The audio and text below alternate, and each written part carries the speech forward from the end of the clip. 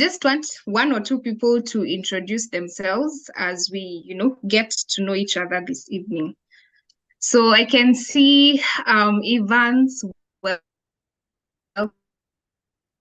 I can see Charity Kamau. I can see Rose Muriuki. I can see Terry Kimani. I can see Leah Kuria.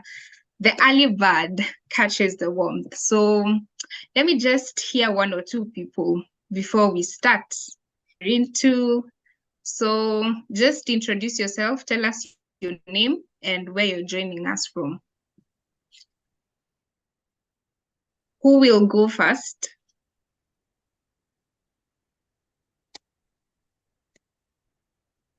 Charity, karibu. Rose, karibu.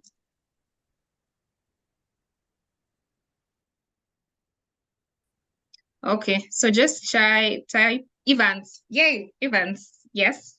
Just unmute and, tell us who you are, where you're joining us from. Evans, you can unmute.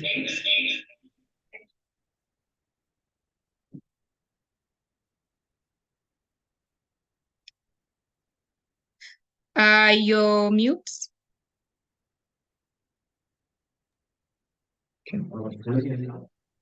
Yes, we can.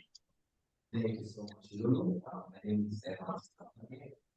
I'm joining you live from Vietnam. Thank you so much. Wow, amazing. So anybody else before we start? Okay, Hi, sawa, Lulu. sawa. Hi, Rose. Thank you so much. Thank you for this opportunity. So my name is Rose Muriuki.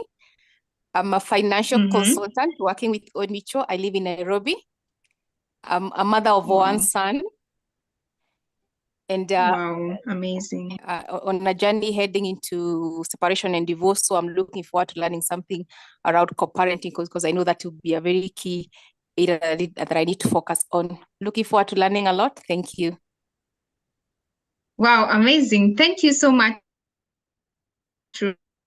Rose, and be rest assured that you'll learn. Today, before we start, let's just, I'll share the link. So let's just participate in a small, Q&A before we start. So I'm going to share. Just click on the link and, let's interact. So the first question is, how old is your child or children? So just type it there. Can see someone saying 13. I can see someone saying 16. I can see another person saying 12. Okay, that's amazing. So how old is your child or children? Let's keep the room, very engaged and active.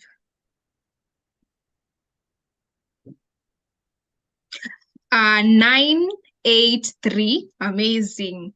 10, let's see, 10 and 7, 8 and 7 months, 17. Wow. Let's keep the answers rolling so I can see a couple of, answers here and there. So then the next question is, in which context are you parenting? So is it the single parenting, is it the co-parenting, or the blended family? In which context are you parenting? Let's keep this rolling.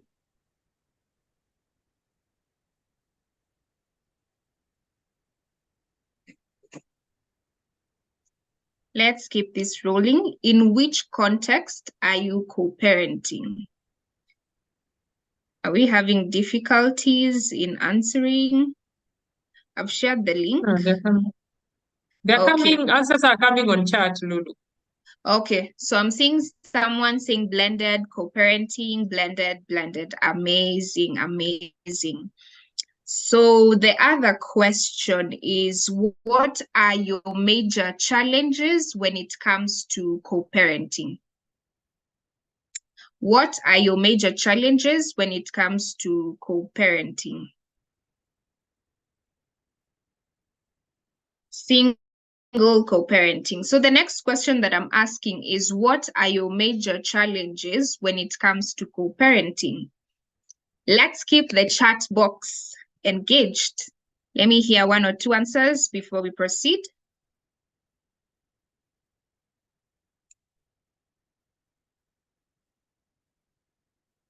Okay, speaking with one voice in matters of discipline. Thank you so much, Precious. Anybody else? Time management, I can see, and cooperative, co-parent, communication, blame game. That's amazing. Effective communication, responsibility sharing. Wow. Let's keep the questions, the answers, I mean, coming.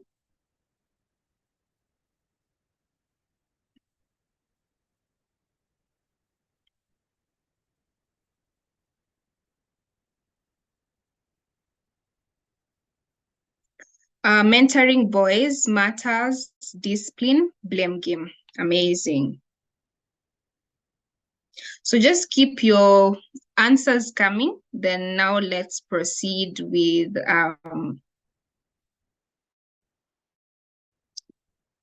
what we are here to do today. So today, getting co-parenting. And before, I welcome our speaker today. Okay.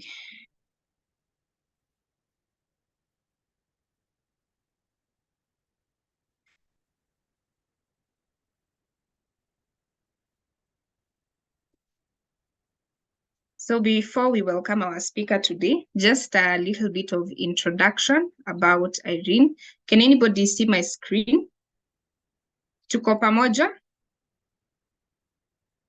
Hello. Yes? Could we do the disclaimer that we are recording and this is live, please? Okay. Yeah, so right now we are recording and this is live. So if you need to change your name, you can change it. And please let's all unmute so that we can, be able to hear. So in case you have not heard about Irene, Irene is a mom and she's a wife too. And what she values is relationship and enjoys human connection, that offers human connection. And you might be asking, so what is our speaker doing? What is her practice? So she is a mental health clinician, behavioral therapy, and well-being coach. And her expertise are in psychotherapy, treatment of substance abuse, some substance use, and psychoeducation, and training on how complex trauma impacts the connection and well-being of individuals, families, and organizations. Then she is also the co-founder of CAFWIC International. And her vision is a community where people are aware and actively engaging in creating safe space that promotes connection and where each person can maximize their full potential. And so after we have heard who Irene is, can we, welcome her just in the chat box? Karibu sana, Irene. Thank you. Thank you, Lulu. It's nice to see people just streaming in. I know it is on a Wednesday evening, dinner time, and I really do appreciate the fact that people are taking their time, very important family time, personal time after work, to just join us for this 1 hour. I am hoping that this conversation will be valuable to you, and I planned to be very brief so that people can resume all our daily evening activities that keep us all as individuals and as families thriving.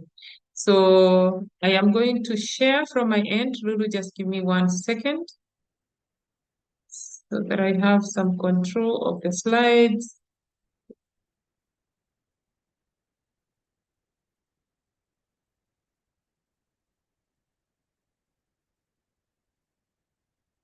Okay, here we go.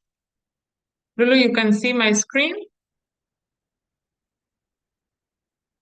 You're muted, but I'm assuming you're saying yes? Yes, I can see your screen. All right, all right. Okay, So this is a conversation that Lulu was just taking us through, kind of getting ourselves to introduce to each other, how old our children are or our child is, and the context in which we are all parenting, but also the kind of the main challenges that we are facing. Before we go there, I would like to introduce also my team. I do not work alone here at CAFRIC. I have a whole team. Some of them are online. Evans is online. Evans Kapage, he's a psychologist who works here at CAFRIC. We also have Lulu, who is our marketing, part of our marketing team. I believe Derek is also online, and Annie. So please, if you are online, just say hello. I know, Lulu, you have spoken. Derek, are you online?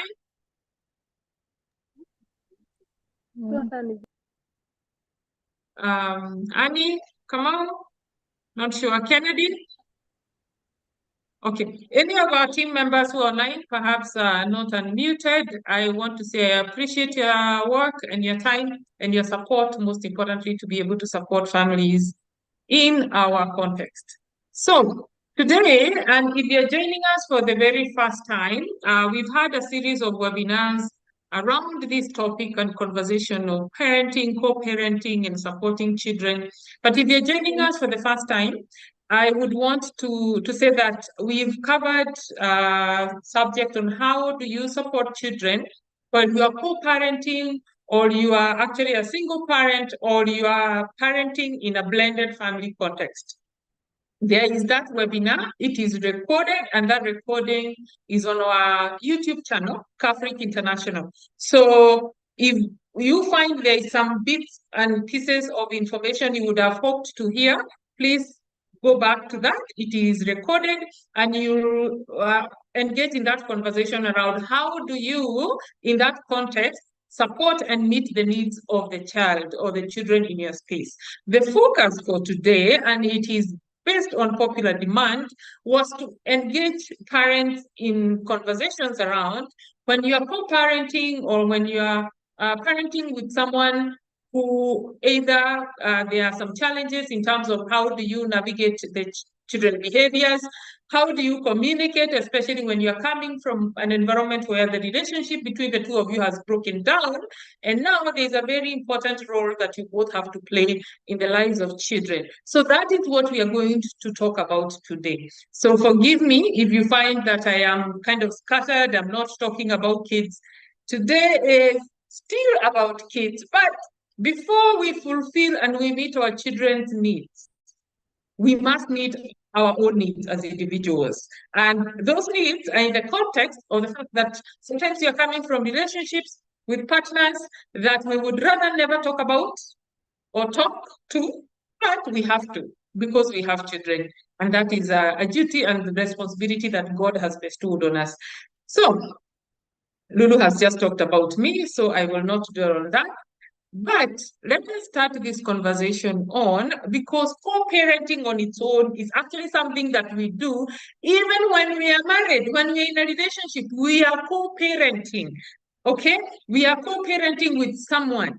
But there is healthy co-parenting even when people are together, and there is unhealthy co-parenting even when you're together, before you even are apart, okay? So how do you co-parent in a healthy manner, and how does that look like? First of all, we have to become allies in parenting, not adversaries. And this happens all the time. A lot of the time, especially when we talk about co-parenting, and this is a conversation I've had with a few people who said, is this for people who are divorced or separated, the webinar, or, you know, who is this for? And I say, guess what? This is for everyone who is parenting in the context where they are sharing their parenting role or responsibility with another person. This is for them because it does not matter. So how do we ensure that we are doing that in a healthy manner for ourselves and for our children? One is overcome your fear. And what do I mean with this? I mean, whether you are living with this person or not, you need to focus on seeing the good in them as a father or a mother, not their missteps as a partner, okay? most of the time, even when we're married or we have separated, or maybe we've never been married, we just had kids and we have co-parented outside of a unit of a marriage, what happens is we transfer what we see as something that is troublesome from our partner in the context of parenting. We are not able to be objective and separate the two. And I know, given it is hard, these matters are emotions and it is hard. But what that means, it is we are bringing the fear that we feel as individuals from the relationship that we have into the parenting context. So first off, please separate those two, that you may not like this person as a partner, you may not like this person as a wife or a husband, but you cannot negate the fact that this is someone's mother and this is someone's father, and that someone, it is the precious gift, the child or the children, that you have a role and a responsibility to care for. So that's point number one. Number two, focus on love. And when I say this, it's love for your children. You need to love your children more than you hate your ex, or than you hate your husband, or than you hate your partner. That love is what needs to sustain you when you're parenting. So you must focus on that. Put your child first, even if you don't get your way. And I know for so many parents, this is a struggle, because we feel how I feel about my child or my children, it is what my husband, it is what my partner, it is what their father should feel about them. They're two different things. We come with different temperaments, different personalities. We come from backgrounds that are different also. Remember, I don't think anyone here is signing children with their brother or their sister. Even then, we are still different. So the fact that we are different and we have all of those differences, we are also going to love our child or our children differently. But what happens, because we are one, so we want and we think, which is not true, now we want to parent the same way. It does not work. And actually, even when it seems to work, it is because one of you is compromising authenticity. And it is because one or both of you are forcing your children to compromise their authenticity so that they can please you. Okay? So each parent will parent differently, whether they are married to you, whether they are not, they will parent differently. And we need to focus on the love that you as an individual have for these children, because that will drive you even the times where you feel you are so aggrieved, that you're so apart when it comes to the varying perspectives that you share with your partner. Point number three, be a team player. And a team player is playing your role in your child's team. Okay? Remember, this team is your child's team. It is not your partner's team. It is not your wife's team. It is not your parents' team. So this is your child's team, because majority of the time, especially in the context where relationships have failed, one of the things that we do, we start to look at ourselves and to start to see the roles in which we have failed, the ways in which we have failed in the relationship. And somehow we project that to our most innate, most important, most joyful role of a parent. Okay, so before you go down and perhaps, and I will use this because this, I hear it in therapy so many times, especially when couples are reaching out, trying to navigate co-parenting, trying to navigate maybe also salvaging a relationship that has ended or is in rubbles, or there's conflict.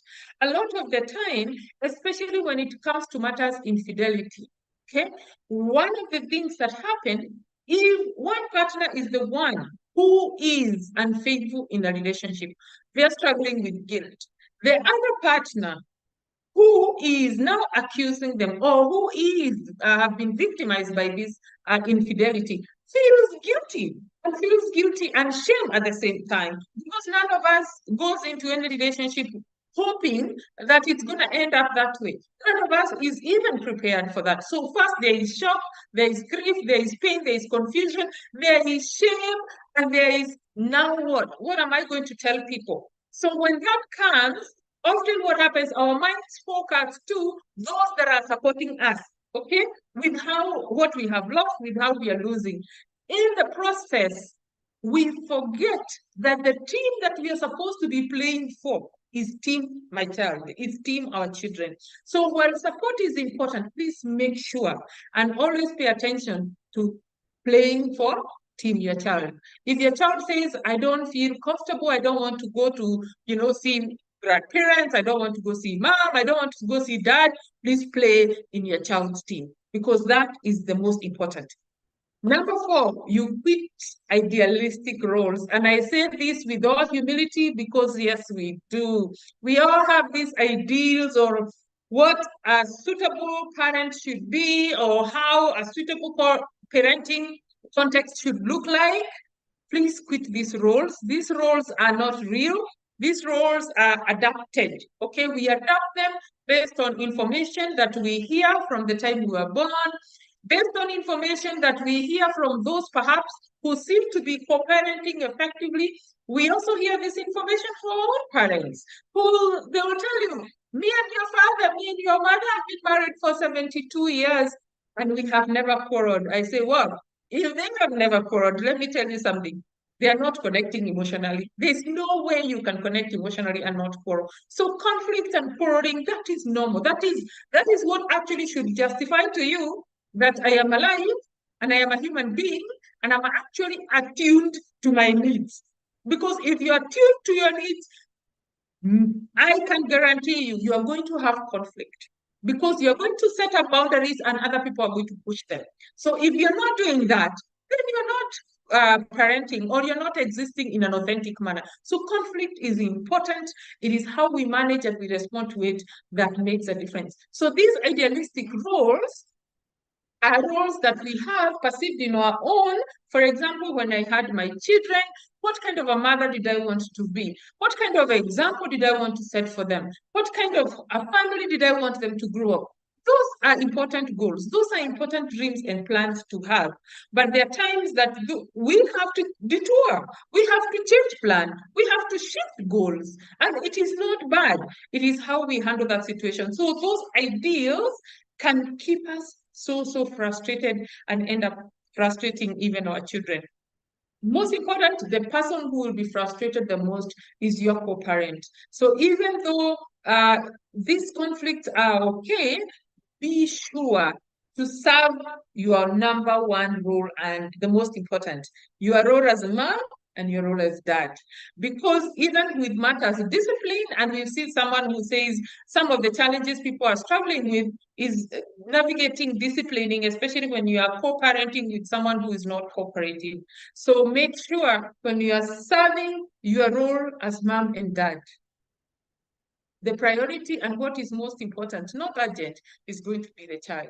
And number 5 is to clear your fog. And fog is actually an abbreviation which stands for fear, obligation, and guilt. Respond, don't react based on fear, obligation, and guilt.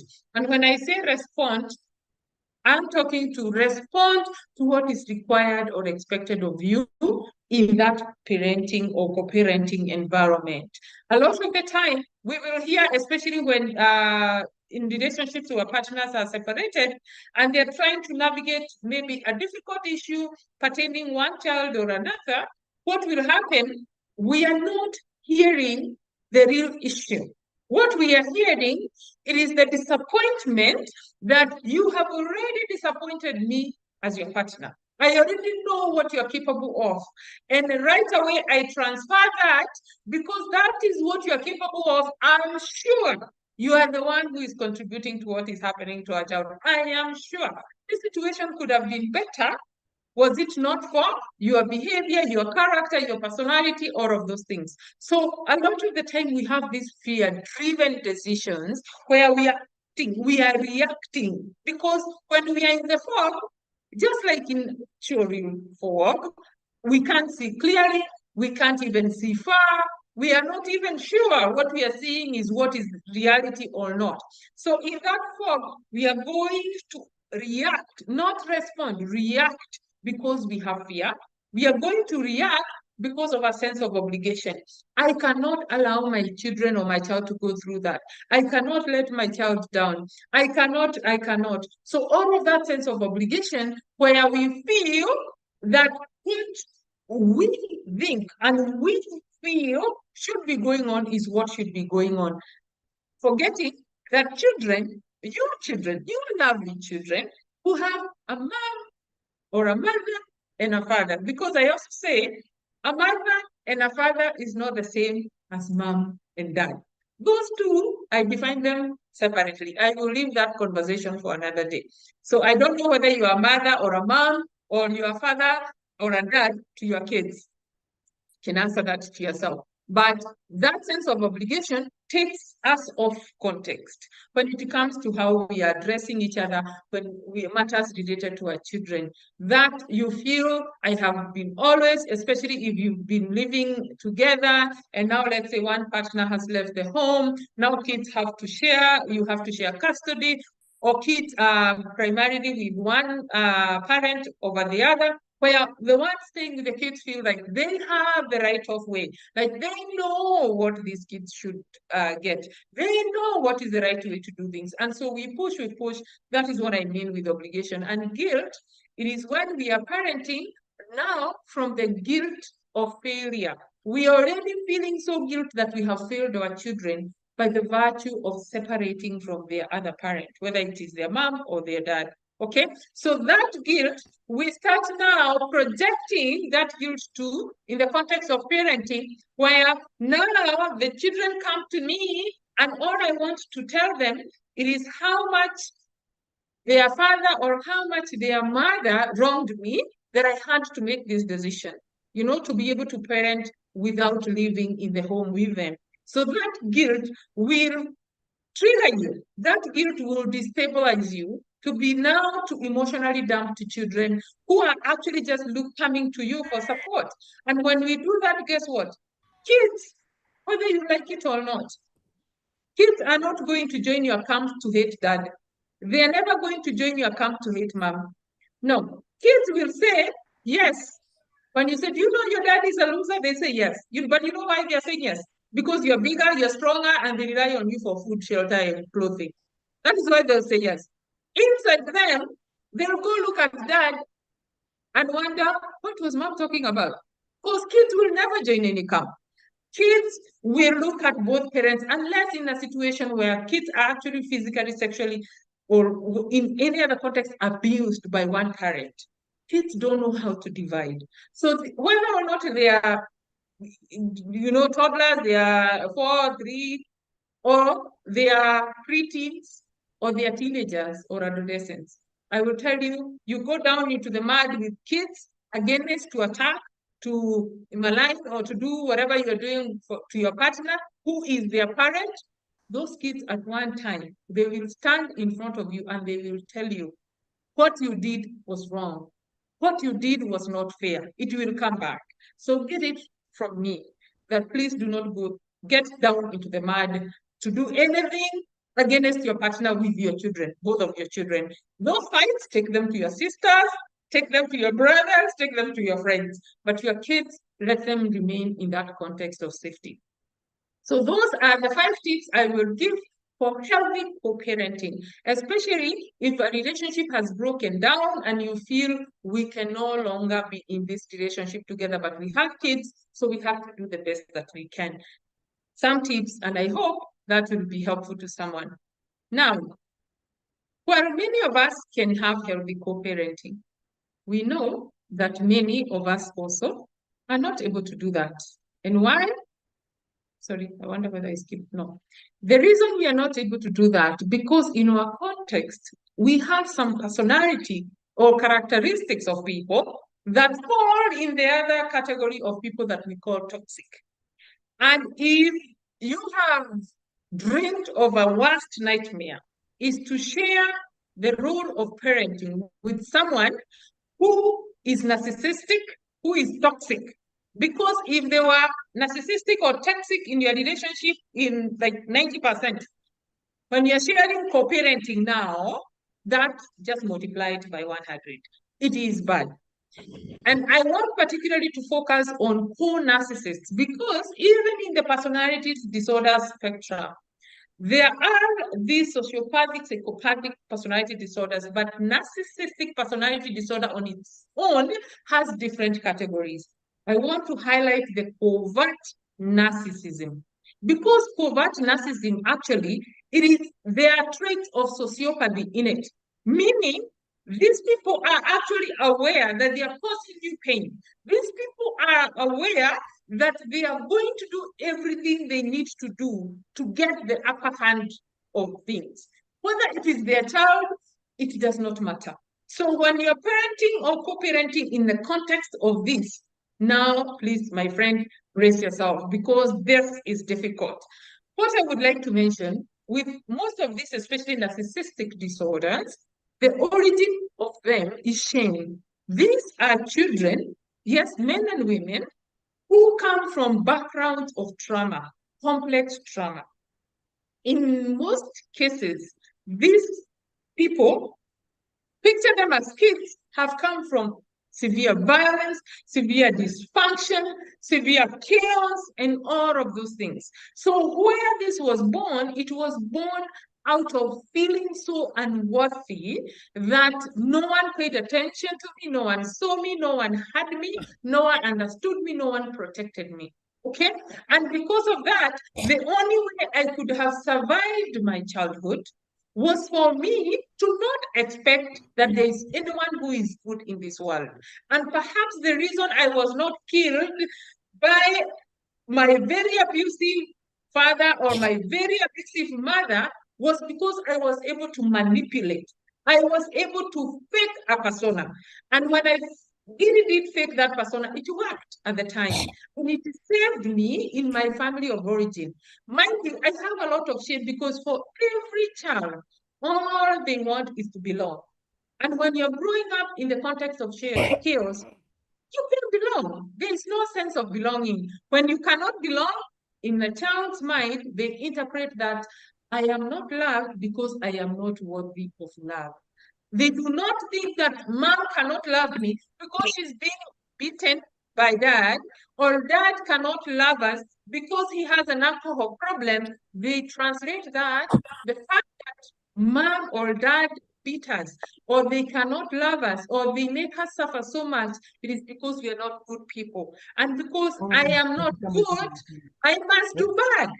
And that is where narcissism is. So could you please, Esther Morelli, please mute yourself. Esther, thank you.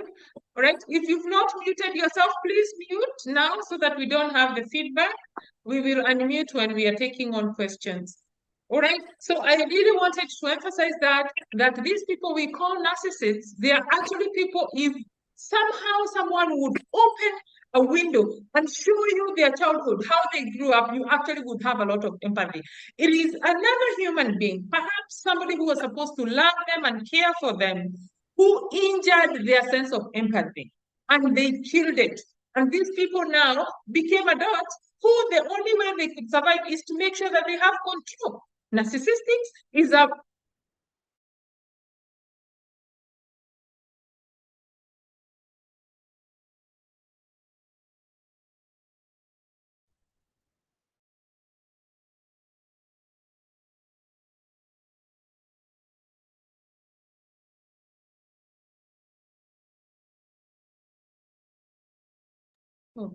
they actually attract people who are codependent.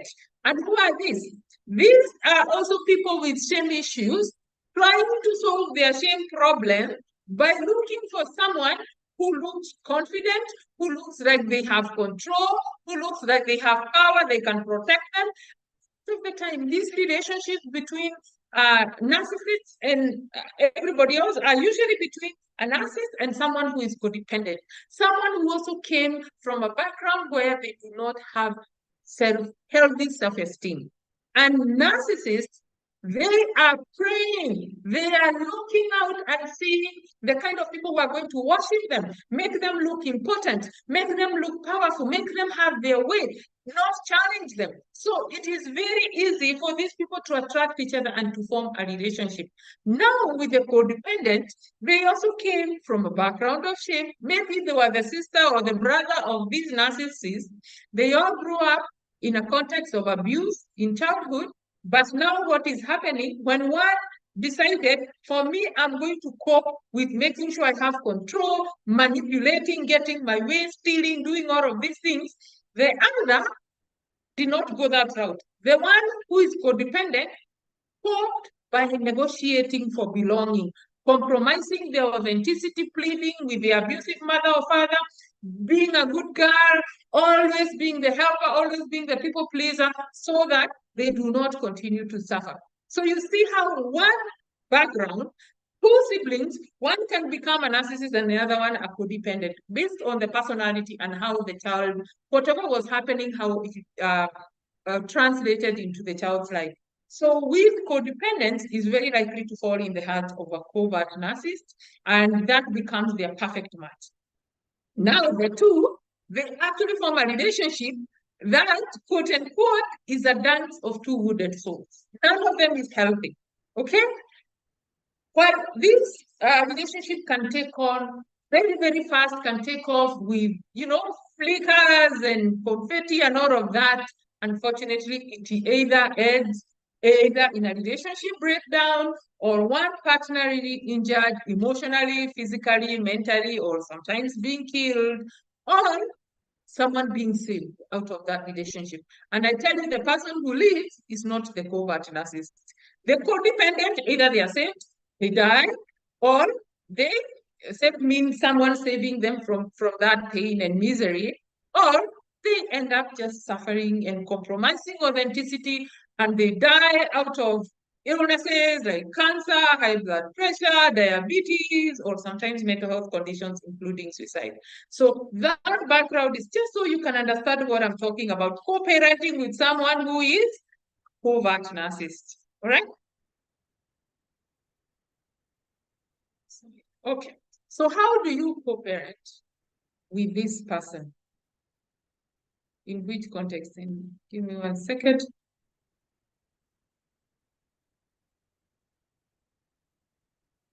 I hope everyone can see my screen. First of all, someone who is a covert narcissist, you cannot co-parent. They counter-parent, okay? You're trying so hard to work things, to make things work for all of you because of the kids. And remember, it does not start when when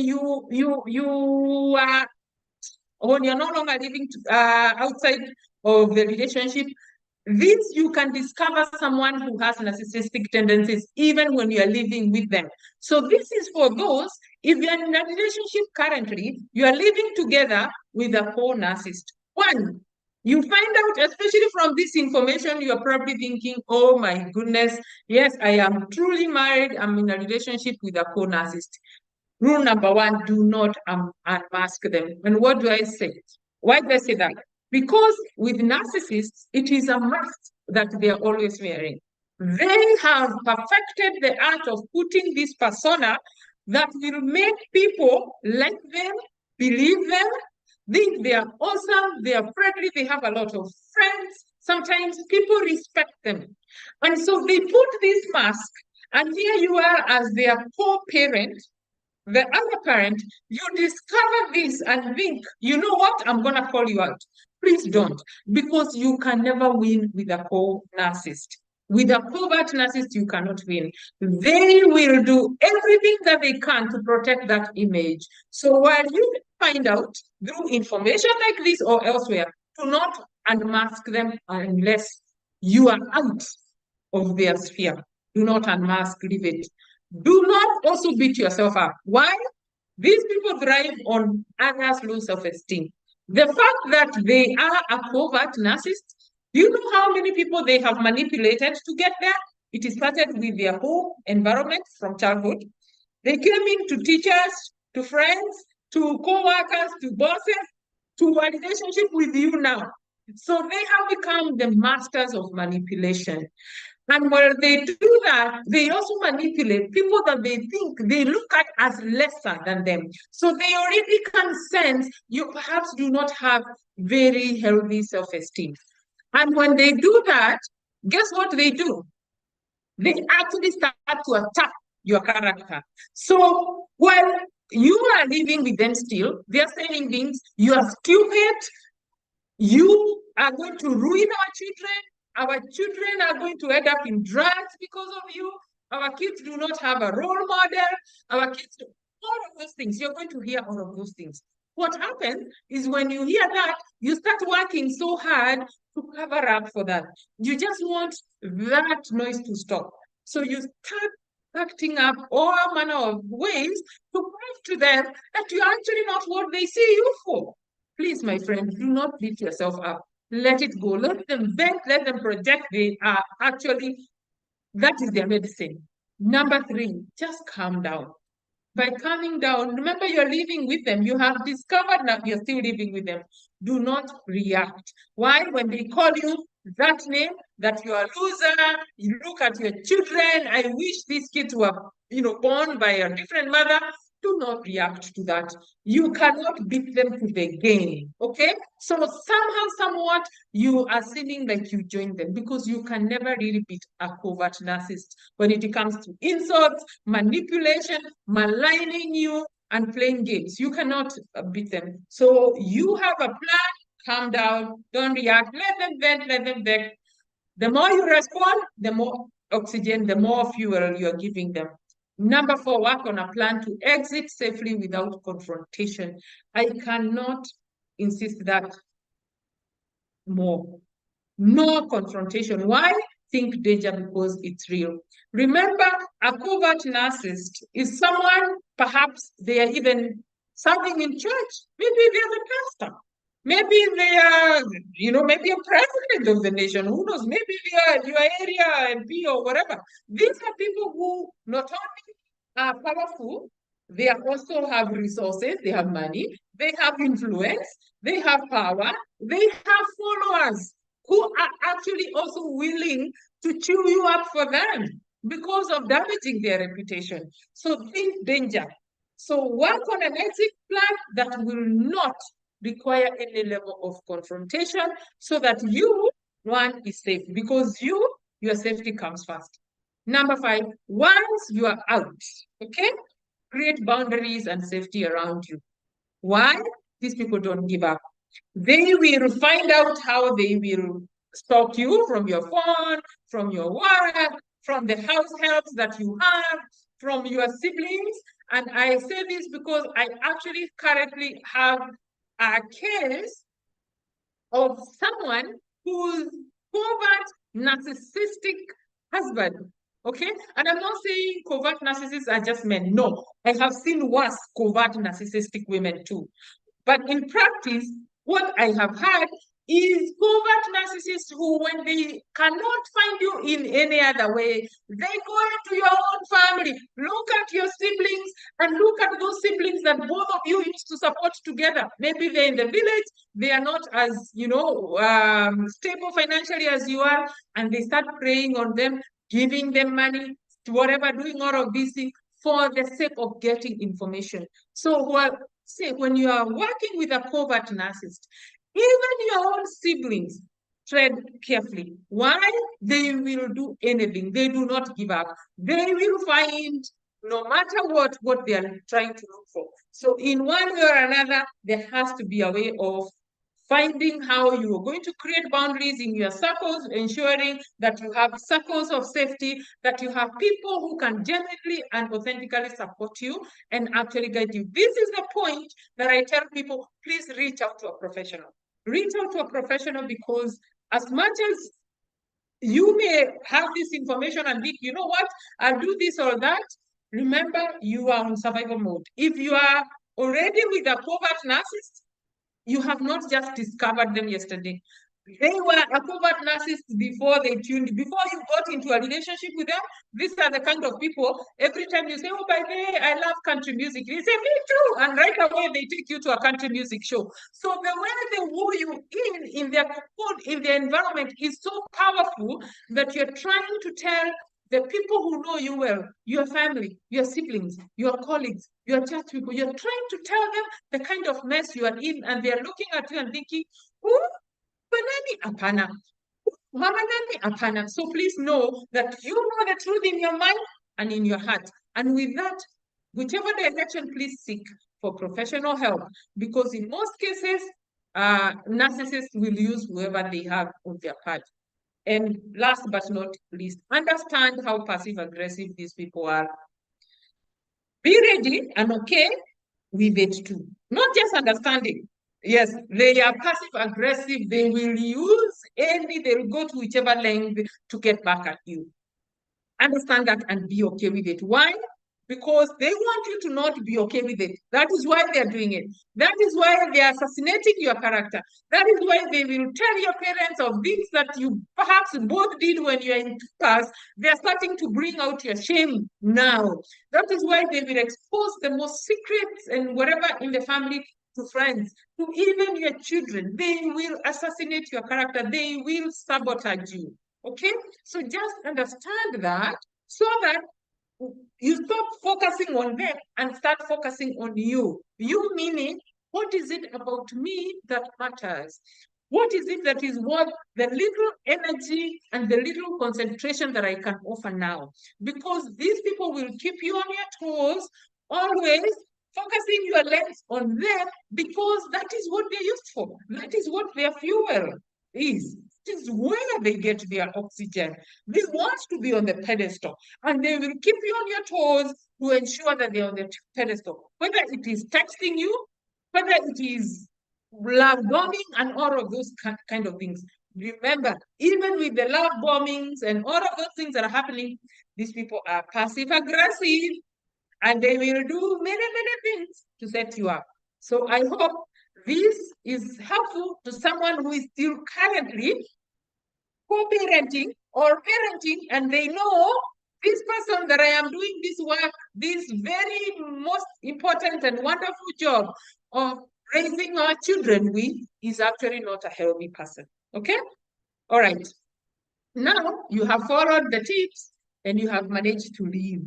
You have not brought any confrontation. You are out of that home. You are no longer sharing a roof with a covert narcissist, and you feel freedom. They cannot control me anymore. I can call them names. This is the time to get back at them for all the evil they have, brought into my life. My friend, you cannot co-parent with covert narcissist.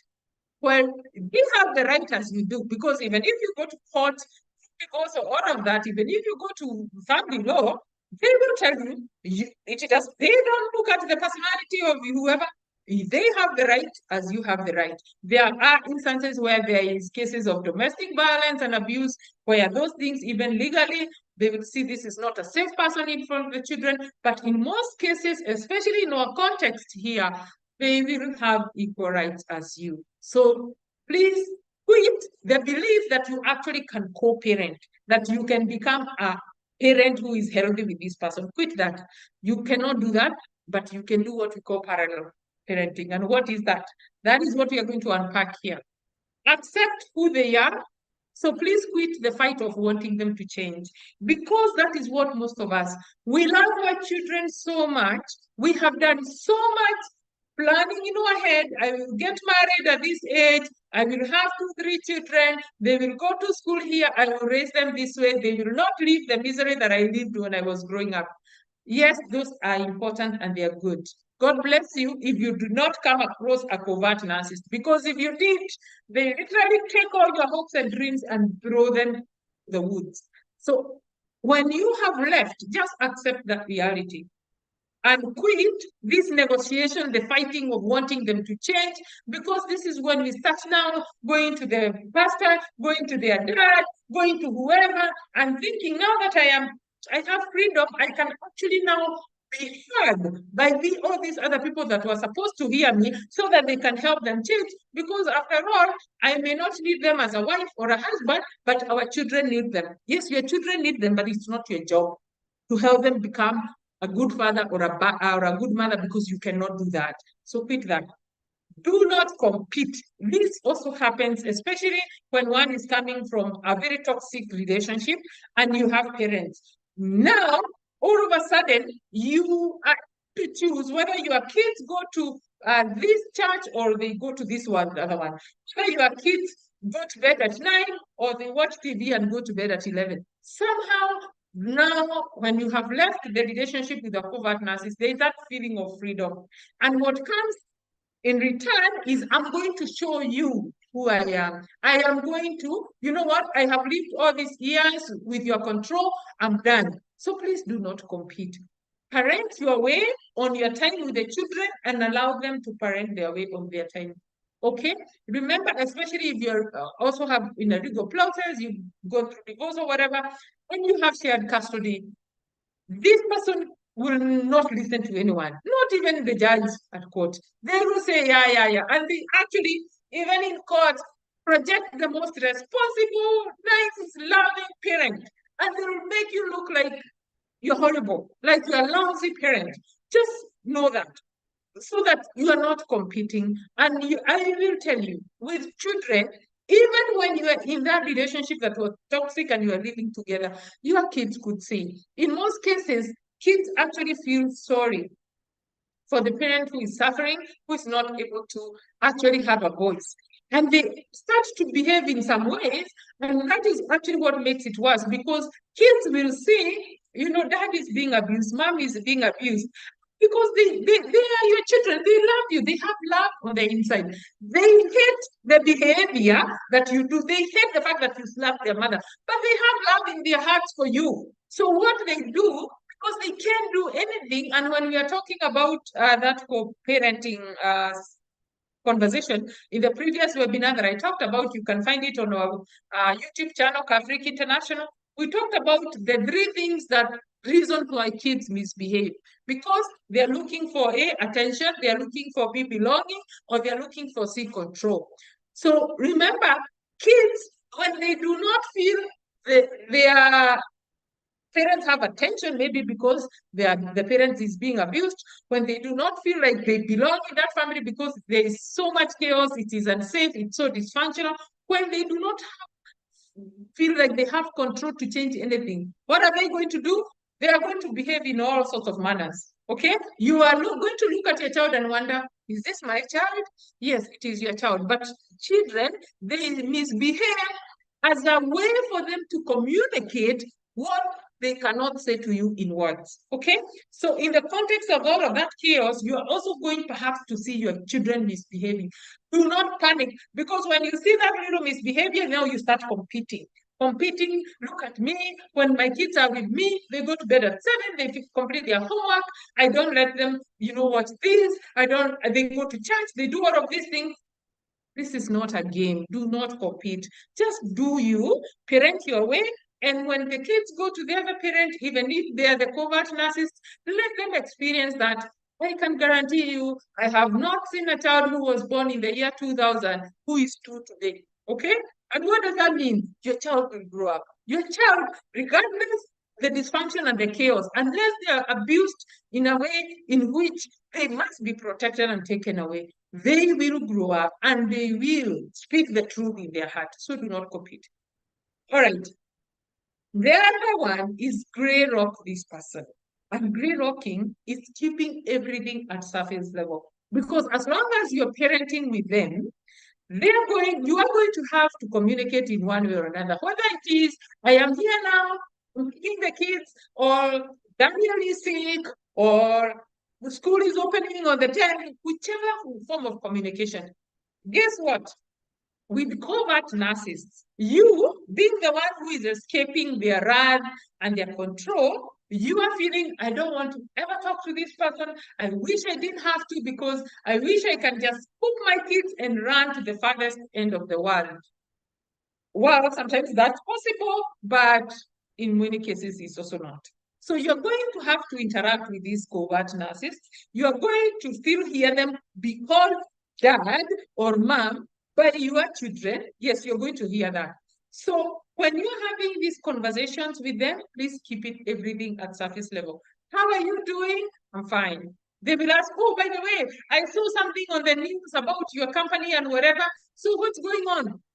Yes, that whatever you saw, that is what's happening. That is what I call pre-rocking. You are leaving everything right on the surface level. Not deep conversations, because the covert narcissist will try everything they can to dig you. Okay, they'll try everything to dig. And this is why I say, you know your families, you know who your siblings are, you know what your parents are, and you know what they say about your partner. Okay, whether they are covert narcissists or not. Because I tell you, when they cannot win, they go to the people that you love the most, your children and your family, to the people who love you the most. Because why? They are looking for depth. They are looking to dig up information that they can use against you. They are still looking to retain and maintain power. They still want to be in control. Now you have left. All right, that is good. You are safe. I hope you are safe. But the information you share with them, and a lot of the time is even questions when the kids come to you, they're asking, so, how was Damien? How was Judy? Oh, did you notice these days Damien doesn't take milk, and you think, oh, this person is very interested with the kids. A conversation, and by the time you know it, you're telling them where you live now, that you got a promotion at work, you're going to this, whatever for a friend, all of those. My friend, this person is a hunter. They are there waiting to hear any information that can give them leeway, that can give them leverage into controlling. So please remember Grey Rock, otherwise you're going to sabotage yourself, or you're going to be alienated. You're going to experience what we call parental alienation, where you can see your children, they can come to you, but the covert narcissist is using the information you share with them to turn the kids' attention and emotional attunement from you. Okay? So you are literally almost interacting with your kids as little robots. And you're wondering, what is happening with my kids? They are very tight-lipped. And why? Because what you share, you are thinking, by the way, when my kids came to my house, I saw so and so they were fighting or they were misbehaving. And you think, because majority of the time they spend with their mother or their father, I'm going to let them know, so watch out for that behavior. If somebody is a covert narcissist, the minute the kids are in their environment, they're using that information to manipulate the kids, to intimidate them, and to badmouth you. Okay? I cannot talk about grey rocking enough. Switch also the focus. You need to feed and water yourself. Your kids will be okay if you are okay. Okay? A lot of the time, because of all of this, remember, many people have spent years and years in these awful relationships. So the minute you get that freedom, you feel like, oh my goodness, now I need to find a way to rescue my children. Your children are going to be okay as long as you're okay. So water and feed you first. And the last, not the least, do each thing as it comes. Again, what comes in most parent minds, you already know how toxic, how harmful your other parent, your partner and the father or mother of your child is. So constantly you're trying to find ways, okay, preoccupation with anticipating what may happen, planning ahead and all of that. Those things will overwhelm you. So focus the time, the little energy you have, the peace that you have, focus on what is happening. So for example, if you had planned that you're going to have the kids this weekend because you are taking them to your parents, for example, if they're maternal grandparents or paternal grandparents, and on Friday night you have prepared, you have told the parents, on Friday night, this person who was supposed to bring your kids says, something came up, the car is broken, or this child is sick, they cannot go. You need to deal with that as it comes, because if there is a habit that you know that in most cases they've done that, so you start all this preoccupation of trying to prevent that from happening again. And I tell you, with a covert narcissist theory, rain. Yes, we just see a dark cloud and then boom, rain comes. So please do not spend your time there. When things come, deal with them. Number two, if you're good at grey rocking, guess what? You are also going to be ahead when it comes to planning for those things. Because the longer you give them the notice and all of that, with a covert narcissist, the more time you are giving them to manipulate and control the environment.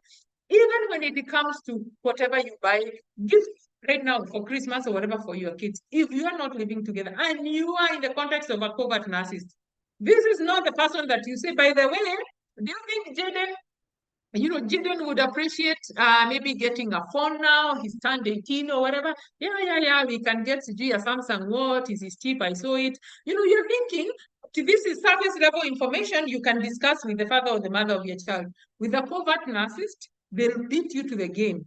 By the time you buy a wrap gift for your precious Jaden, you get there, Jaden not only does have a Samsung, they have Samsung 22 or whatever, the latest. I don't know which one is the latest. You will find them with the latest. They are grandiose. They exaggerate everything because the game for them is to beat you into it. So please, whichever plans that you have, remember gray rock and approach everything in bits as it comes. Don't waste your time pre-planning or anticipating. Okay? And a reflection here, kids go where there is excitement, they stay where there is love. And I cannot say this enough, and this quote by Zig Ziglar hits it home, especially when you are co-parenting with a covert narcissist, because they show kids a lot of excitement, especially in the initial time. But remember, there's nothing that a covert narcissist does for the other person, even if this is their precious boy, like this little boy. They will take them places, they will give them gifts, they will introduce them to the most powerful things. Whatever dreams and aspirations they have, they will be exposed to it. But you know why? It is for these covert narcissists to look good. Because I have to prove to my loser husband, my loser wife, that I am a good mother, or I'm a good father, I'm a good person to my kids. Number two, they will use these children to look good to their circle because they do everything to protect it from ever coming off. They are so afraid that if this mask peels off just kidogo, everybody else is going to find out that I am false, that I am fake. So they will do everything to protect that. So whether it is taking your kids to church, taking your kids to your grandparents, all the weddings you used to tell him to go or her to go and she wouldn't, all the places you wanted the two of you to go with the kids, now is the time they're going to start doing those to the kids. What is happening to the kids? They are very excited. We are so happy now. You know, mommy is taking us all these places, buying us all this, daddy is doing. But Zig Ziglar told us, they will go where there is excitement, yes, because kids, they follow excitement, but they will always stay where there is love. And that is where we want them to stay. That is why we do not compete, because guess you, these little boys who may be 6 or 7 years, in a few years, they're 13 and they're asking the hard questions. And let there be you, who is their safe parent, that who they have established love and consistency and predictability. When that question comes, you can say, instead of asking me, I would want you to go ask your mom or your dad that question. That's reflection. Keep in mind, though, while I talk about all of these things, I do not advocate for marriages to break or for people to divorce or whatever. I am pro-family and I am in a family context. And most importantly, I am pro-healthy relationships. But I also understand, particularly so as a clinician and a therapist, that kids need safe parents. They do not need a marriage. Okay? So the guilt that we feel, the obligation, the fear, and all of those things have been created by our society, whether it is the government, church, education, all of those things. What kids need, it's not if they need safety. And safety, it is who is a safe parent, not a marriage. Okay? Or any other context in which your parenting can be a wonderful experience. Actually, none is superior than the other. As long as the parents own themselves, they are safe people to their children, it does not matter. Whether one is outside the country, the other one is here. Whether one is living wherever and the other one lives here. All kids know is safety. The language safety is a universal language to kids, and they know it. And when they don't feel safe, they will show us. Wow, they will tell us with their behaviors, and that behavior is what we call indiscipline, misbehavior, and all of that. Okay? If you're struggling, if you're in any of these dynamics, particularly where you're having such difficulties navigating this, remember we can help. Okay? Don't feel also desperate. Don't feel helpless or hopeless. Both you, we can help, and also the child or the children in your space. Remember, nothing changes until you change. Yes, you. So you need to take action, and taking action means addressing the things that you can. And learning, and I hope these insights have been able to open someone's mind, learning what is it that I can do, that I have control, that I have leverage, that is helpful to my child. Another reflection from Gabor Mate that says safety is not the absence of threat. It is the presence of connection. Yes, you are not going to be able to change the father or the mother of your child who is a toxic person. They are still going to coexist with them. But as long as your kids connect with you emotionally, as long as your kids have other safe connections, emotional safety somewhere else, they will be okay, right? Many of us now fail to form connection with our kids because we are so worried about them, because we are feeling so guilty about, having to fail them. And actually, sometimes our kids will tell us, and our kids are even going to pray to God that we just want this family to be together again. We just want and mom and dad to reconcile. And then you say all of those things. Please, yes, you say amen and go on and hide in your closet and pray for your kids' peace. Most importantly, pray for your peace so that you can be able to form emotional connection with them, because that safety, it does not matter how infrequent they see you, or it does not matter how badly you are bad-mouthed by their other parent. They know the language of safety, okay? So why self-awareness? We need to be aware. We need to change, because when we change, everything else changes. And we need this to be able to meet our children's needs for them, not for us, because in most cases, we are going to do things that we feel good about. And when we teach our children how to behave in ways in which makes us feel good, not because it's good for them, but because when we feel good, we feel like we are better parents. There's a quote here by Shefali Sabri, who is a parenting coach and trainer, that says, unless you are fulfilled, you will use your children to complete you. You will teach them how to live with your unacknowledged fears, your rejected emptiness, and your forgotten lies, all the while unaware that you're doing so. Initially, when we were starting this conversation, we talked about, even in the context where a parent is a covert narcissist, the chances are they attracted, or they married, or they're in a relationship with someone who does not have very healthy self-esteem. And for that, these people are both wounded. They're both injured emotionally. And so when we are not aware of ourselves, of where our wounds are, or how we obtain them, or where it hurts the most, we are going to teach our kids to live with these things. And it is the most awful thing, because there is no safety for children in that context. All right? So how can we help?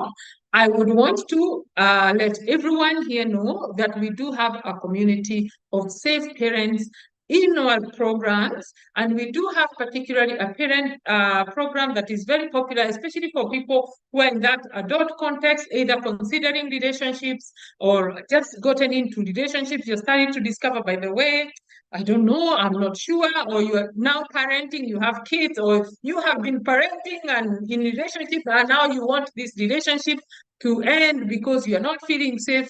This Thrive program is an 8-week online program. I facilitate this program, and this program takes you from what the environment in which we grow up and the different attachments and personalities that we form based on what is happening, and how those translates to how we even form our own friendships, how we date and create relationships, how we parent, how we even choose our careers, how we relate with those we work with or work for, and even how we relate with ourselves even in the later years in life. So it's a whole 360 program that is aimed at creating self-empowerment through self-awareness, through promoting your own emotional intelligence, and being able to promote your relational and emotional well-being. If you are in any of that context of parenting, whether you're struggling, please watch out for Thrive, that is starting in the new year, the next program, because right now we are midway. There's another cohort that is the classes starting February 1st. And we have discounted that. We have continued to offer this discount because these are hard economic times for parents. but most importantly, because we see outcomes and what is happening with parents. So watch out for that. In all our social media channels, we call ourselves Cafric International, and you will be able to get any of that information. So that is right. That is for you as a parent. What about your kids? With your kids, we have different programs for kids. There is this upcoming program called Also Thrive Young. And the program on December 7th, which is next week, on Thursday, we are going to be talking and targeting kids who are transitioning to high school. Or this may be also kids who are in Form 2 or year 9 or year 10 of their high school, perhaps kids who are coming from different parenting contexts, okay? That child will benefit even more, but it is open to any child, especially because transition to high school on its own is difficult for children. There are a lot of things that are happening in schools. We are hearing drug abuse, bullying, molestation, homosexuality, all of those things. Kids don't even know what to do, who to say, to advocate for themselves assertively and safely. So those are the conversations that we are going to have on this one-day bootcamp. It's at Fan City on the Eastern Bypass. If you've had Kamakis, that's bypass going to Tawala. So that's where Fan City is. It's a wonderful place. Most of you may have been there. But this is a program to be able to support that. Be on the lookout for older kids and younger adults. We have different programs. This right here, what we do, once we start with these kids, they join high school or they start engage with us for the first time, we do not let go. We follow up the kids that we have made contact with. Not only that, that when we identify challenges with your child, because we do also assessments, we are able to reach out to the parent and say, by the way, we see your son or your daughter struggling, or they mentioned this, or they ask a question. Remember, we are psychologists and therapists. They ask a question, and that question suggests there may be something going on. Can we talk to them some more? So it's a very important and helpful program for parents. But you're navigating all these other things, we can take care of your child and ensure that safe space for them. That is right, yeah. For the Form 4 leavers and young adults who are, 2022, all the way from, 16 up to 25, watch out in January. We have an upcoming program for them. We'll share those details. Take hope today until you make the unconscious conscious. It will direct your life and you will call it faith. Carl Jung said that, not me. You tafakari higher. All right. These are our other programs. Cafric stands for Creating Awareness for Responsible and Informed Choices. It is an abbreviation, and we provide all these other services. We are mental health solutions provider. So whether it's treating mental illness, substance use rehabilitation, we provide corporate well-being training, programs for schools. We do keynote speaking, seminars and conferences and all of those things. Most important for people who access our treatment services, because we do have an inpatient treatment, we are NHIF accredited. That is just how our facility looks in the inside. And this is the time that I say, Lulu, my colleague, please come on. I would like to take on questions. Thank you so much for your time, people. I hope that was helpful in one way or another. And I will leave our contacts on the screen for people who would want to reach out, maybe ask a personal question. Any of these phones, there's 921. That phone is always with a psychologist. You can ask a question. You can fake your name if you want. Feel free to do that. But that is a line you can text, WhatsApp, or anything. Or you just want to call the one that ends with 345. Okay. So the office is actually a mobile number. The mobile is the office number. There is a miss up there. All right, Lulu, any questions? Thank you so much, Irene, for that. This was very informative. Please, if you have any questions, kindly unmute one by one, and you can. So someone is asking how much is Parenting Thrive. Right now we are offering it at 15,000. I've put a number there. Just text immediately, and we'll attend to you. So anybody who has a question, Thrive program is 15,000, and the Thrive Young it's 4,500 early bird, which ends on 30th November. And now the regular fee will be 5,000, and the program is next week. So does anybody have a question? Please unmute or just text in the chat box. Feel free to unmute or text in the chat box. Yeah, I just stay unmute myself so that I can kind of watch what's happening. If there are any questions. Any questions, clarifications, suggestions? Charity says very insightful. You're welcome. Carol, I arrived late. Can let me know if this session was recorded. Yes, it was, Carol. You will actually, if you registered, everyone who registered, you get a recording. Isn't it, Lulu? They get the link with the recording. Yes, but immediately. Also, sorry, Lulu, finish. Immediately after this, you'll just get the recordings. Okay. Yes, and I will also say to people on the screen, you will see our social media handles. We are on YouTube. If you go to our YouTube channel, Cafric International, these webinars, we've been doing it, I think, for a year now, different conversations from corporate and to families and all of that. Please go to our YouTube channel for the recordings of the past webinars. We kind of build on the conversation. So there are many others. Rose says, oh, sorry, I see there's a one before that. I would like to follow the order in which they come. Are you able? Read it for me, Lulu. Okay, so Precious says, thank you. I suspected my ex was a narcissistic, but now I know from your presentation that is exact, and I am an enabler. Whoa, whoa. So Rose says, why are narcissists sometimes cold and hot others?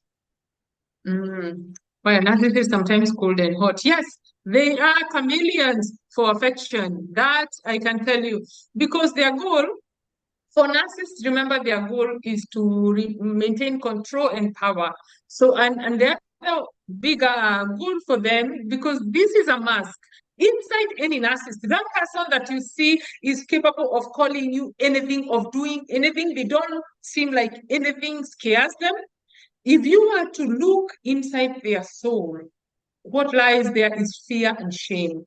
Yes, that is a birth product of shame. So please know, when shame is in the context, people are going to put on those masks. You know those firefighter masks that they make them go into a thick dark smoke and still come out alive?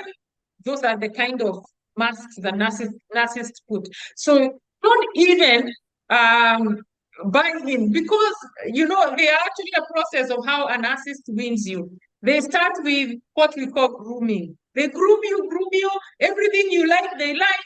Well, who you like, they also like. They groom you, they bring all your people around them. And what are they doing? They're wanting to maintain control. And once they bring the people around you, is to understand who is this person to you, who is this? And then they isolate you from all of those people. And how do they isolate you? They started grooming, making you know how they love all your friends, your family, and all of that. Then they all of a sudden isolate you, and they go now to a stage we call devaluing. Once they isolate you from everybody else, they start now to devalue you. So wondering, we've just been married for 2-3 years, and I am having all this evidence of all the things that you did to me or said that show you love me. How come now you're calling me useless, stupid, good for nothing, and all of that? That is stage 2 devaluing. They devalue your character, devalue your family and everything good around you. And once they're done with devaluing, they go to discarding. That is the dad. Okay? They go to discarding. With the covert narcissist, that is not very open. The devaluing isn't going to be that you're stupid, what kind of a mother of you. With a covert narcissist, it is you make food and I will not eat it. Okay? You will tell me our child has a sports day or has something, And I will not say that I want to go or I will go. I will be quiet, passive-aggressive. I will be quiet only on the day of the event. When you and your children are ready, have one car, you're supposed to go to the event, I will say that I have a work arrangement or I have a work event or whatever.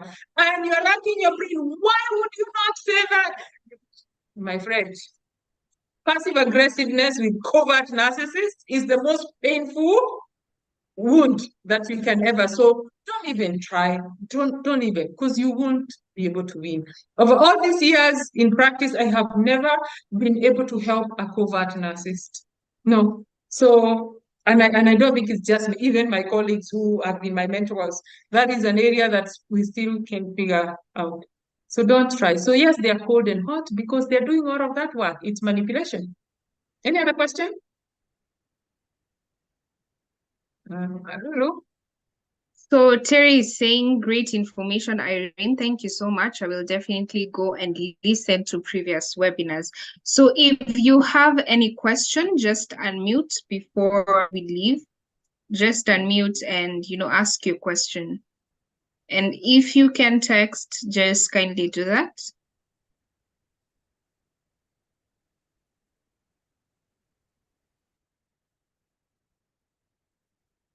And you are most welcome, Terry, and everybody else. I am glad. For me, if information can help, especially save, because I tell you, when you are nowhere in the hands of a covert narcissist, death is not an if, it is when. Yeah, either they will kill you themselves or they will kill you with the stress that they will cause in your life, because the level of stress that you go through trying to figure out what is happening and all the gaslighting that you go through, they mess up with the reality and they also mess up with your contacts, that everybody else starts to now doubt you. They start, including your kids, they start to doubt you. Why? Because these people, they are always poking so that you can react. And when you react, you're not going to react with objectivity. You're going to react with the worst part of you, because you just want to literally like strangle this person. So you're not going to react as a peaceful, calm, logical, reasonable person. So they want the world to see the worst part of you. So please don't give them that power. Maintain the power, and remember, Zig Ziglar said, kids will go where there's excitement. They will always stay where there's love. Be on the side of love. Okay? Are there any other questions, Lou? If not, Okay. So okay, I hear there are questions. yes, someone is asking, how can you help a child who is in drugs? Your partner does not know what the child. How can you help a child? How can you help a child who is in drugs? Your partner does not know what the child is going through. Okay. If you're asking as a parent, how can you help this child? One is to offer support. It may be, maybe it is safer for your partner to know what is going on with them, but that does not negate the fact that they need support from the parent who knows, because a lot of the time the fear of, oh my gosh, if I don't tell them, the child is going to, with drugs, they could even die from drugs, they will maybe have a mental health condition, they may quit school or whatever. So all of those, and when you are starting, we said, please work on your fog, fear, because fear is going to make you to react, not respond. So you're going to act in a way that it's not the best interest of the child. So always, what is the best interest of the child? This seems like a case where it is best to leave your partner outside of this for now. So support your child. If you need more guidance on this, please reach out. We do that. Okay? We can support you to support your child. We actually do not, and this I'll leave out, that even though we are mental health people and we provide therapy and counseling, we do not really provide therapy to kids, because there's no therapy for kids. Therapy is for parents. Okay? anything that a child is doing, including drug use, as long as they are a child, you as a parent is the one that we coach. You are the one that we provide therapy for to be able to help your child, because there is no amount of therapist. There is no therapist, and there is no amount of therapy that would make a child trust a therapist more than they can trust their parent. So I say that with all humility and with all conviction, that I will guide you as a parent anytime. And I'll tell you, leave your child at home, come, I give you the tools, I give you the tips, go now and love and support your child. Because matters emotional connection, they are powerful and they will resolve any situation. So in this case, please reach out if you may. We can support you to support your child until the child feels safe, or until you know your child is safe enough to bring the other partner in the picture, or you may choose to never do that. Again, the kids, what they need is safety. They do not need marriages. Okay? Can you explain the support part? In regards the question, don't understand. Support. Are you able to unmute and speak? Carol, I am as confused also with that question. The support part.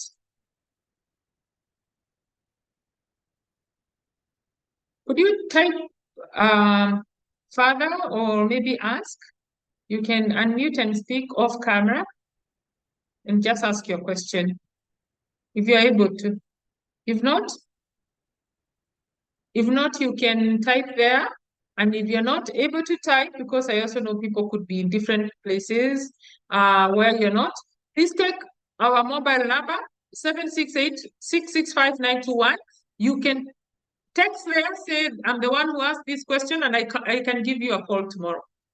Okay. I mean, the question asked what a parent can do if their child is taking drugs. Oh, what support means? Okay, I understand now.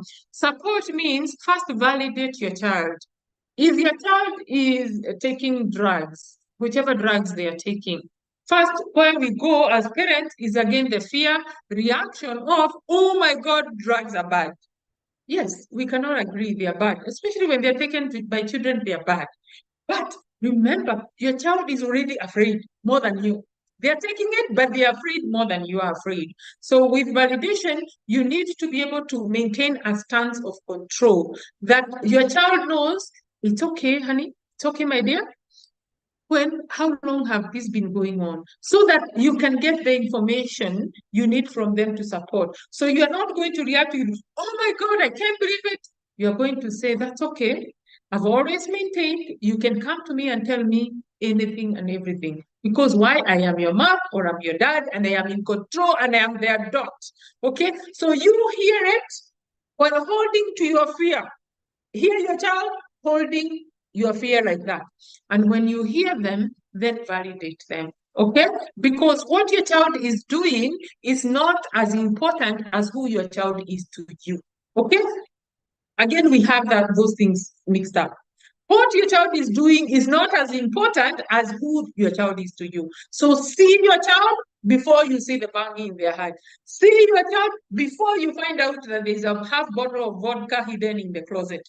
See your child before you find out that your child is having unprotected sex. Okay? So see your child first. See them, hear them, understand their perspective before you respond to all of that. And when you hear all of that and your ears are steaming with smoke and you can't hold your horses, please, before you even go further, you can call us. Call us and say, I am losing my mind. This is what I found out. Yes, we have the skills and the capacity to handle that. We can coach you.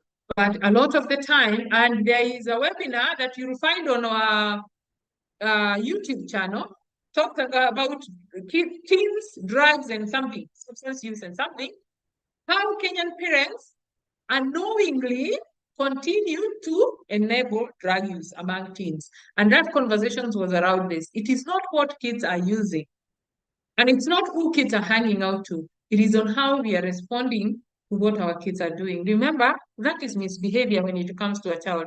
And why do kids misbehave? They misbehave as a way to communicate to you what they cannot tell you in words. And we say kids misbehave for these 3 reasons. A is for attention, B is for belonging, and C is for control. Either they were just trying it and they actually told you, or left it recklessly so you can see that baggy because they wanted attention from you. Would be one. Two, belonging. In most cases, kids are using drugs at school and they're taking from their peers. Even when you preach to them, you take them to church, you pray, and you have had these conversations, they will go to school and their peer will say, by the way, Janice, by the way, Daniel, you know what? Just smoke. You see how cool it is. And you're a wonderful, precious child who respects you and who obeys you. They will smoke it, not because they want to sabotage you, but because they want to belong. They want to belong in the club of the cool kids in the school. They don't want to be bullied. They don't want to be the odd one out. So they will go and try those things. And then here you come, this innocent child comes home and they have leftover bang in their bag and their mom continues to make them feel like less important people, that they also don't belong at home. So don't lose your kids in the height of that fog. And I keep using this fog because fog does a lot of damage. That's what I meant, Carol. I hope I have answered your question. Sometimes I go on a tangent. As you can tell, for me, conversation around children is, there is no bad child. Any child we can bring them to safety. We can bring them to a sense of safety as adults. But when we know and when we make conscious choices to respond to kids' needs, not our needs. So I hope that is helps to answer that question. Any other, Lola? I'm mindful of time. Although if you feel, thank you, I have understood. First see your child. Yes, first see your child before you see the drug on your hand. The hand. All right. So any other questions? Yeah. If people if you have no questions, you can feel free to leave, but we'll hang around here for anyone who has a question. So another question is, what if, okay, so this instance is both parents, they are separated, but the dad comes to see their children. So the question is, the dad is always available once he has money, and when he doesn't have money, he goes mute, silent. And when he has money, that's when he shows up, is there for the kids. What do you have? What don't you have? So how can you handle that kind of person? So yeah, that's another question. Okay. So yes, thank you for that question. And to answer it, let me just go back here kidogo. So because this is not necessarily someone... Irene, did you hear my question? Yes, I did. That's what I want to answer, Lulu. I want to answer that question Okay. when I'm presenting this. When you are healthy co-parenting, okay, here, yes. I hope that the person who is asking that question can see the screen. I want to answer. So this is a dad who shows up when he has money in his hands to come see his kids, to be there with them and all of that. When he does not have money, the dad does not come. One of the things for me that is coming out of my mind, that is also someone who is struggling with some unhealthy self-esteem, perhaps also an element of shame, that the ideal role or image they have of themselves as a good father or a good partner is based on what they can do to the family. So and this is actually a chronic issue, especially with men, because we all know in our society does two things very separately or very differently from men and women. In our society, men are parentified, and parentified comes from the word parent. They are parentified in authority, but infantilized in responsibility. Meaning, what a man can say, they are not necessarily expected to do. With women in our society, it's the opposite. Women are parentified in responsibility, but infantilized in authority. Meaning, as a woman, what you are expected to do, it's not equal to what you are expected to say, okay? So you do more than you say. For the man, they say more than they do. So now this is the challenge. In the context of parenting, for most women, we already know our society expects us to be the ones hands-on with kids, okay? And so whether we have money or we don't have money, we are there with our kids. We are braiding their hair, we are playing hide and seek with them, we are doing all of these things. Society actually looks at you as bad or, you know, ineffective parent if you are the one working as a mother and your husband is the one spending all the time with the children. There is that guilt that is imposed. It's not that because it's factual, it is imposed on women, particularly in our society. So what happens with a lot of men, they have taken that their responsibility with their kids as a dad is when I have money and I can do things to show my kids. So in that context, especially now when the relationship has broken down, now goes all of these distortions about, you know, my kids don't see me as anyone, you know, they look down on me, my wife does this. And so their power only is felt when they have money in their hands. Okay, so unfortunately for that, because of that predicament, a lot of men, they know how to show up. They show up like this, okay? Before they actually, you see them. You see their money, you see their hands, holding cash before you see them. And that is the case with the kids. So there is that dilemma that unfortunately is very impactful. In that case, how do you respond now to kids? What I would say is pay attention to your children. Are your children asking questions about why is it that dad only comes at the end of the month? You know, why is it that dad only comes when he can take us out to McDonald's, for example, or whatever, or he can take us out to Burger King and not, you know, these other times? Why doesn't he come to school meetings, to our academic clinics and all of that? What I would say, please have the children, guide them to ask their dad that question. Okay? Guide the children to ask their dad that question. If they are not able to ask that question, and I'll give this tip on how do you communicate difficult information with your co-parent because you don't want to open up wounds. Okay? You don't want to open up or make the situation worse for the kids. You follow this process first. You state the facts to your partner. I see you only come maybe once a month, towards the end of the month, or when you have money to take the kids, whatever. What the kids are saying is this. So state, this is what the kids are saying, okay? And I actually had a conversation with them and I asked them why they feel this way. And this is what they say. We would like that too. So you are not saying, can you come and see the kids also the other times? Can you also come to school and to their, you know, field trips and whatever, not just when you are taking them for shopping or whatever. You're actually stating the facts to them, what your kids are saying. Okay, not what they want, what they are saying. Let them hear. If the kids are not able to tell them, you tell them this is what the kids are saying. If they want, they can confirm that information from the kids. But do not be the messenger who delivers. This is what the kids are thinking. Look at the kids now. They are always lonely, always feeling like you don't have enough time for them. That is called an attack. You are projecting. You are not being objective. So communicate what the kids are saying or what you are seeing first. Okay, only facts. And if they need to confirm, let them confirm. I hope that guides, and I brought this back so that you can see these 5 steps and tips to be able to form a healthy co-parenting environment. Okay? Any other question, Lulu?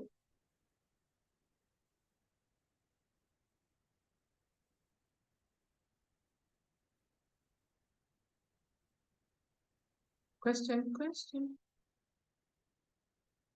Can I see? Thank you. God bless you too, Esther.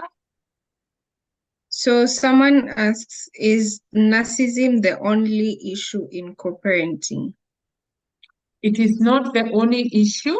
There are many issues, but it is a big issue because and remember I said there are different types of narcissistic personalities.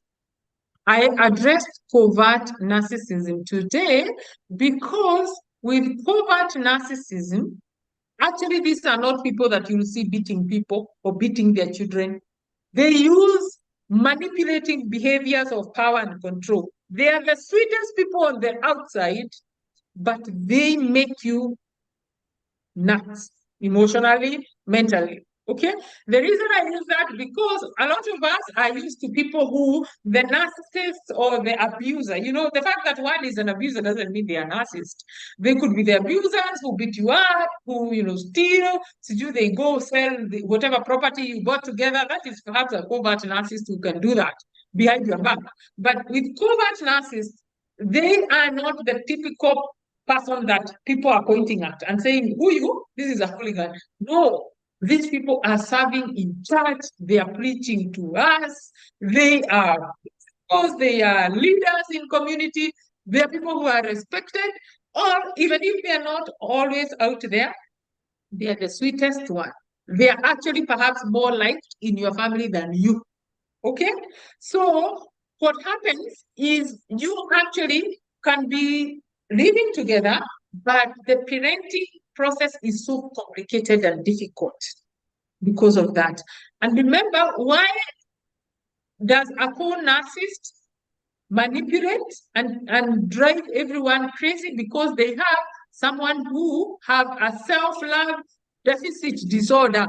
That is someone who is codependent, who actually also tries to solve their shame issues by associating with this superstar, because covert narcissists are literally some sort of superstars everywhere else.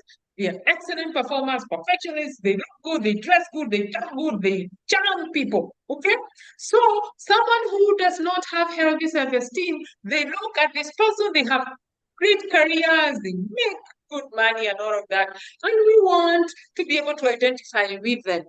The more we want to identify with them, the more they wrap us around their wrist. So know that is why I'm focusing. It's not that when you are having challenges co-parenting that you are with a co-narcissist, with a narcissist or a covert narcissist, but in most cases, these are the hidden agendas and secrets and whatever that people aren't aware of. I hope I have answered that. Because for cases of abuse, or all of those, whether there is domestic violence, whether there is any abuse to the children and all of that, in most cases, other people will see, and perhaps that is even an easier place to escape. There is also substance use. In that case, also, people try to understand, yeah, you can understand, this person is going to run your family bankrupt, leave them, whatever. But when you are with your covert narcissist, even the support from your own family sometimes doesn't come. And that is why I wanted to address it. Thank you very much. Okay, so we have another question is, we have been co-parenting for the last 5 years. The orders are I live with them, but he visits them every Saturday and Sunday from 8 a.m. to 5 p.m. He doesn't pay monthly maintenance as per the court orders, but he pays school fees. He has conceived our 10-year-old who is going to grade 5 to go live with him from next year. He even took him for interview to a new school near where he lives behind my back. My question is, should we follow the law, or should I let the kid be hoping that he will come back? Then attached to that is, my concern is he may transfer, then after a few months want to come back. Should Yes, I read the question again? Yes, thank you. If there was a court order, please follow the orders. Please follow court orders. I would say whenever anything is a legal matter, unfortunately, even a therapist cannot undo the legal process. So please follow the court order. Number 2, pay attention to your child. There was that when we were starting again with how do you foster healthy co-parenting, is to be able, one, to check out your fears, because also your fear may come into place where you are not assessing the capacity of your partner, you are not assessing what is good with them as a father or a dad or as a mother or a mom. You're not able to objectively assess that because of how much resentment and hate you have towards them. So if you take your time, pray as you may, and assess what separate those two roles and almost look at them parallel, side by side. For them as a dad with this child, how are they? Versus for them as my partner who is lousy or who was lousy. Because when you separate, you may be able to gain more objectivity. Your gut feeling will be able to tell you, do I proceed, go back in court and challenge this, or do I just watch and guide my child, or can I have a conversation with this person? Number two, have a conversation with your child. Again, I said, kids, they have a possibility. You see what I call parental alienation. That is perhaps a case of that, where someone is doing things with the kids behind your back. And with kids, they do not follow through. Like your child is not doing things against your back. What the child is, they are for what? Because they don't know what to do. It is too uncomfortable. It is too painful for me to be involved in this conflict. For the same reason, your child will be influenced by their peers at school to use drugs is for the same reason. When one parent is too coercive, the child will give in. They will give in to quiet that, to end the discomfort, to end the pain. Remember, with the quote from Zig Ziglar, kids, they will go where there is excitement. They will always stay where is love.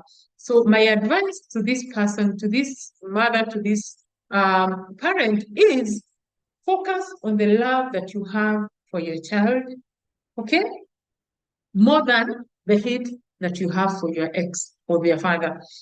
Because when you focus on the love you have for the child, you will be able to actually express it to the child. They may go there for one time, but the child themselves, they will come back. They will come back. And remember, the goal is not who the kids chooses. Okay, it's not who, which parent will the kids end up with. That should never be our goal.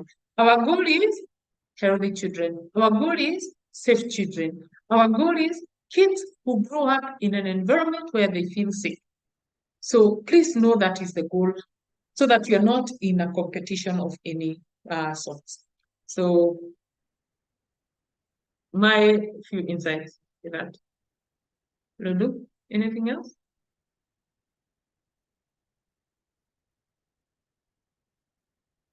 Lulu? YouTube too. Yeah, so I'm saying let me check YouTube. So 2 people are saying, excellent, doctor, you are doing great and inspiring job to many. Then Oscar says, this is great. So I think that's all for today.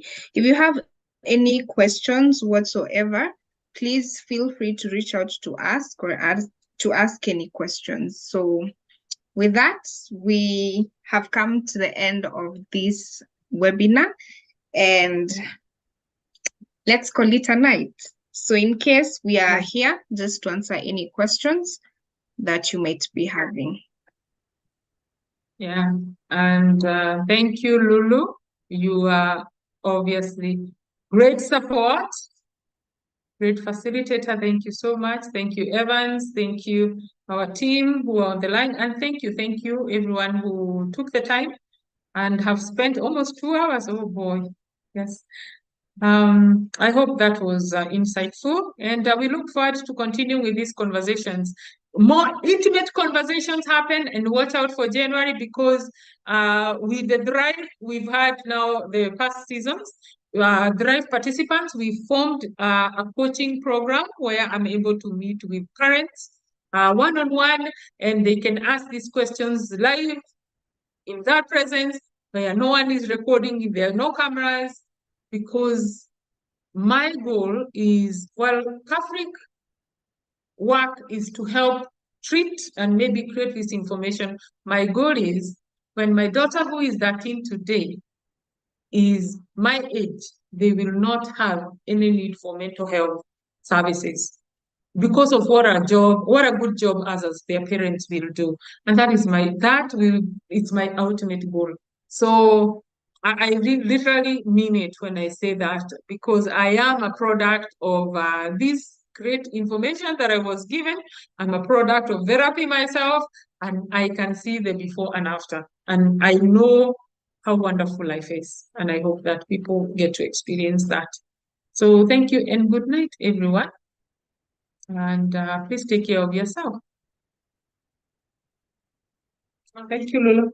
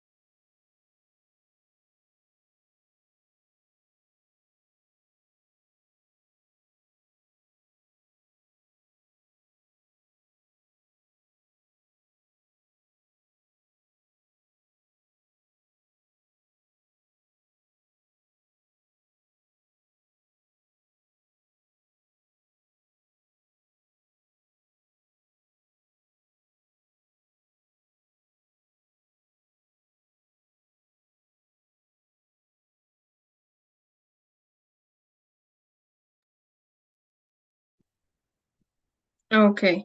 Thank you so much for everybody who has pulled through till the end. So good night and do have a blessed night.